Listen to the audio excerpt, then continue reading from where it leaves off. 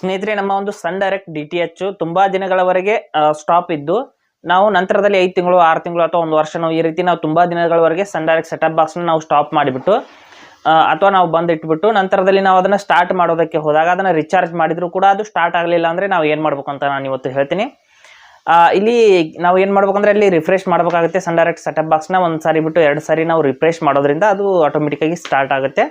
ಅದಕ್ಕಾಗಿ ನಾವು ಯಾವ ರೀತಿ ರಿಫ್ರೆಶ್ ಮಾಡಬಹುದು, ಆ ಒಂದು ಸನ್ ಡೈರೆಕ್ಟ್ ಸೆಟಪ್ ಬಾಕ್ಸ್ ತುಂಬಾ ದಿನಗಳವರೆಗೆ ಸ್ಟಾಪ್ ಇತ್ತು, ನಂತರದಲ್ಲಿ ನಾವು ಅದನ್ನು ಸ್ಟಾರ್ಟ್ ಮಾಡೋದಕ್ಕೆ ಹೋದರೆ ರಿಚಾರ್ಜ್ ಮಾಡಿದ್ರು ಕೂಡ ಸ್ಟಾರ್ಟ್ ಆಗ್ತಾ ಇಲ್ಲ ಅಂತ ಸಮಯದಲ್ಲಿ ನಾವು ಯಾವ ರೀತಿ ಯಾವುದೇ ಒಂದು ರಿಟೇಲರ್ಗೆ ಸಂಪರ್ಕ ಮಾಡದೆ ಕೇವಲ ನಾವೇ ನಮ್ಮ ಒಂದು ಫೋನ್ ಮೂಲಕ ಆ ಒಂದು ಸೆಟಪ್ ಬಾಕ್ಸ್ನ ರಿಚಾರ್ಜ್ ಮಾಡಿಬಿಟ್ಟು ರಿಫ್ರೆಶ್ ಮಾಡಿಬಿಟ್ಟು ಯಾವ ರೀತಿ ನಾವು ಸ್ಟಾರ್ಟ್ ಮಾಡೋದು ಅಂತ ನಾನು ಹೇಳ್ತೀನಿ. ಹಾಗೆ ನಮ್ಮ ಚಾನಲ್ಗೆ ಮೊದಲು ಬಂದಿದ್ದರೆ ದಯವಿಟ್ಟು ನಮ್ಮ ಚಾನೆಲ್ನ ಸಬ್ಸ್ಕ್ರೈಬ್ ಮಾಡಿ ಮತ್ತು ಪಕ್ಕದಲ್ಲಿರುವಂಥ ಬೆಲ್ ಐಕನನ್ನು ಪ್ರೆಸ್ ಮಾಡಿ ನಮ್ಮ ತಂತ್ರಜ್ಞಾನ ಆಧಾರಿತ ಬೃಹತ್ ಕುಟುಂಬದ ಸದಸ್ಯರಾಗಿ.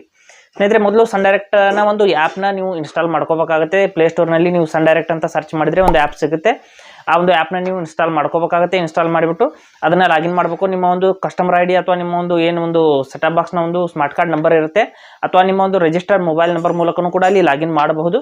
ಲಾಗಿನ್ ಮಾಡ್ಕೊಳ್ಳಿ. ಮಾಡಿದ ನಂತರದಲ್ಲಿ ಯಾವ ರೀತಿ ಪ್ರೊಸೆಸ್ ಇರುತ್ತೆ ಅಂತ ನಾನು ಹೇಳ್ತೀನಿ. ಇಲ್ಲಿ ನೋಡಿ, ನಾನು ಸನ್ ಡೈರೆಕ್ಟ್ ಆ್ಯಪ್ನ ಆಲ್ರೆಡಿ ಲಾಗಿನ್ ಮಾಡಿದ್ದೀನಿ. ನೀವು ಇನ್ಸ್ಟಾಲ್ ಮಾಡಿಬಿಟ್ಟು ನಿಮ್ಮ ಕಸ್ಟಮರ್ ID ಮೂಲಕ ಅಥವಾ ನಿಮ್ಮ ಒಂದು ಸ್ಮಾರ್ಟ್ ಕಾರ್ಡ್ ನಂಬರ್ ಮೂಲಕ ನೀವು ಲಾಗಿನ್ ಮಾಡ್ಕೋಬಹುದು. ಮಾಡಿದ ನಂತರದಲ್ಲಿ ಇಲ್ಲಿ ಕೆಳಗಡೆ ಬರಬೇಕಾಗುತ್ತೆ. ಸ್ವಲ್ಪ ಕೆಳಗಡೆ ಬಂದುಬಿಟ್ಟು ಇಲ್ಲಿ ಎರರ್ ಆನ್ ಸ್ಕ್ರೀನ್ ಅಂತ ಒಂದು ಆಪ್ಷನ್ ಇದೆ ಸ್ನೇಹಿತರೆ. ಎರರ್ ಆನ್ ಸ್ಕ್ರೀನ್ ಅಂತ ಅದ್ರ ಮೇಲೆ ನಾವು ಕ್ಲಿಕ್ ಮಾಡ್ಕೋಬೇಕು. ನಾವು ತುಂಬ ದಿನಗಳವರೆಗೆ ನಾವು ಸೆಟಪ್ ಬಾಕ್ಸ್ನ ಒಂದು ಸ್ಟಾರ್ಟ್ ಮಾಡಿಲ್ಲ, ಅದು ಸ್ಟಾಪ್ ಮಾಡಿ ಇಟ್ಟಿದ್ವಿ, ಆಫ್ ಮಾಡಿ ಇಟ್ಟಿದ್ವಿ. ಇಲ್ಲಿ ನೋಡಿ, ಎರರ್ ಆನ್ ಸ್ಕ್ರೀನ್ ಮೇಲೆ ನಾವು ಕ್ಲಿಕ್ ಮಾಡ್ಕೊಳ್ಳೋಣ.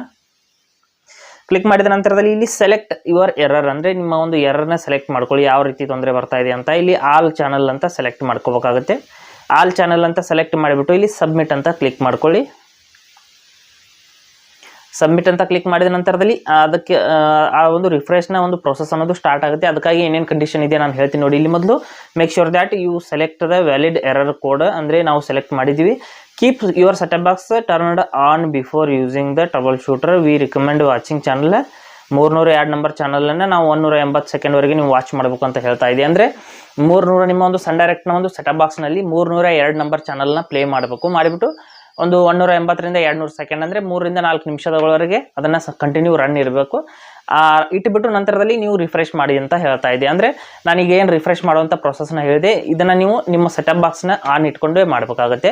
ಆನ್ ಇಟ್ಬಿಟ್ಟು 302 ನಂಬರ್ನ ಚಾನಲ್ನ ಒಂದು ಪ್ಲೇ ಮಾಡ್ತಾ ನೀವು ಪ್ಲೇ ಮಾಡಿಬಿಟ್ಟು 302 ನಂಬರ್ ಚಾನಲ್ನ ಪ್ಲೇ ಮಾಡಿಬಿಟ್ಟು ನಂತರದಲ್ಲಿ ನೀವು ಸೆಟಪ್ ಬಾಕ್ಸ್ನ ರಿಫ್ರೆಶ್ ಮಾಡಿದರೆ ತುಂಬ ಬೇಗನೆ ಸ್ಟಾರ್ಟ್ ಆಗುತ್ತೆ. ಅದು ನಾನು ಬೇರೆ ಚಾನಲ್ನ ನಾನು ಸೆಟಪ್ ಬಾಕ್ಸ್ನ ಬೇರೆ ಚಾನಲ್ನು ಕೂಡ ನಾವು ಪ್ಲೇ ಮಾಡಿಬಿಟ್ಟು ನಾನು ರಿಫ್ರೆಶ್ ಮಾಡಿದ್ದೆ, ರಿಫ್ರೆಶ್ ಆಗುತ್ತೆ, ನೋ ಪ್ರಾಬ್ಲಮ್. ಆದರೆ ಇವರು ಈ ರೀತಿ ರಿಕಮೆಂಡ್ ಮಾಡಿದ್ದಾರೆ ಸ್ನೇಹಿತರೆ. ನೀವು ಆ ರೀತಿ ಮಾಡೋದ್ರಿಂದ ನಿಮಗೆ ಇದಕ್ಕಿಂತ ಸ್ವಲ್ಪ ಬೇಗನೆ ಎಫೆಕ್ಟ್ ಆಗ್ಬೋದು ಅಂತ ಅನ್ಬಹುದು. ಹಾಗೆ ಸ್ನೇಹಿತರೆ, ಕೊಟ್ಟಿರೋ ಮಾಹಿತಿ ಸಂಪೂರ್ಣ ಮತ್ತು ನಿರೂಪಣೆ ಮಾಡಿದೆ, ಶೈಲಿ ಉತ್ತಮ ಅಂತ ಅನಿಸಿದರೆ ವಿಡಿಯೋನ ಲೈಕ್ ಮಾಡಿ ಮತ್ತು ನಿಮ್ಮ ಸ್ನೇಹಿತರಿಗೂ ಕೂಡ ಶೇರ್ ಮಾಡಿ. ಹಾಗೆ ಇದ್ರ ಬಗ್ಗೆ ಸಮಸ್ಯೆಗಳು ಡೌಟ್ಗಳಿದ್ದರೆ ಕಮೆಂಟಲ್ಲಿ ಅವಶ್ಯವಾಗಿ ತಿಳಿಸಿ. ಮುಂದಿನ ವಿಡಿಯೋದಲ್ಲಿ ಮತ್ತೊಂದು ಹೊಸ ವಿಷಯದೊಂದಿಗೆ ಇರ್ತೀನಿ, ಮುಂದೆ ಬರ್ತೀವಿ. ಎಲ್ಲರಿಗೂ ಟೇಕ್ ಕೇರ್.